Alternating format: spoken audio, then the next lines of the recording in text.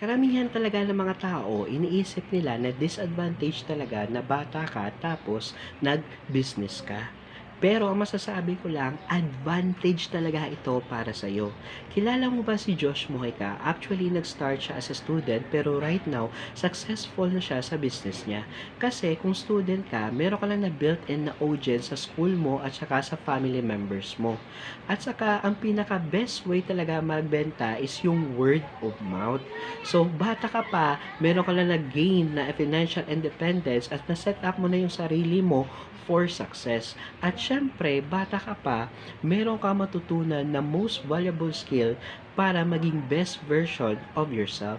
At syempre, kung bata ka pa, wala ka pang responsibilities kagaya ng pagbayad ng bills at saka syempre pag-alaga ng anak mo.